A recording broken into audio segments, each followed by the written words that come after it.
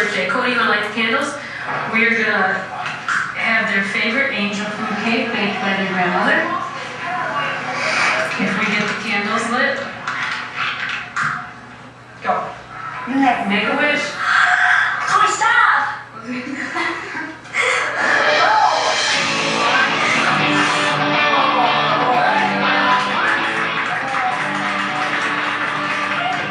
Because they have two hearts, lungs, circulatory systems that are conjoined, I'm looking to make sure that they're not developing premature high blood pressure, respiratory problems. Hey, how are you? I'm okay. Oh, good. Haven't seen you in a while. No, just like 5 minutes ago, actually. Well, maybe. I watched you drive in. How was your drive? Good. Was it? The process of their ability to come together is fascinating for me as a primary care doctor, because above the waist, they seem to function independently, and yet they can clap, even though one controls one arm and the other controls the other. I ask them periodically what they feel and sense. One girl cannot sense touching on the other girl's arm, and vice versa. The girls themselves are continually discovering more about how their bodies work together. And even the other day, they were on their bellies going, feel that, feel that, feel that, and Brittany'd say when she'd start to feel it. Many other questions on the horizon, like how will they date?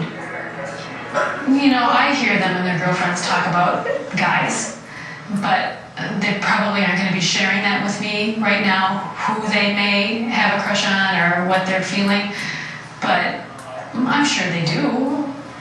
And just the way I see them interact. The whole world doesn't need to know who we're dating or what we're gonna do and everything. As for motherhood, only time will tell. Yeah, we're gonna be moms.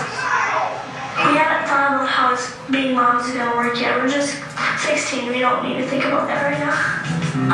We might want to go into photography, child development, or stuff with kids, interior designing, architecture, or fashion design.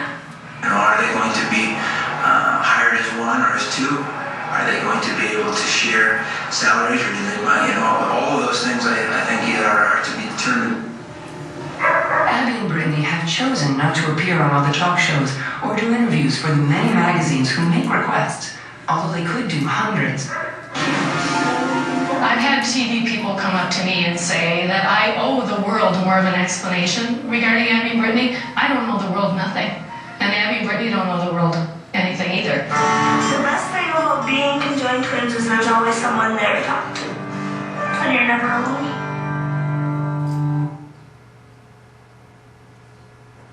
Now I want to ask you if having any like these conjoined friends is acceptable for us.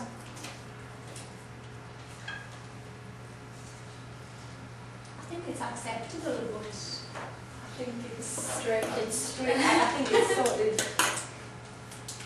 I think you would feel a bit intimidated at first, not knowing what to expect. The only reason that makes me a bit uncomfortable is because I'm not familiar with it. No way. It's like if we had any conjoined twins class, I'd be a bit like, at first.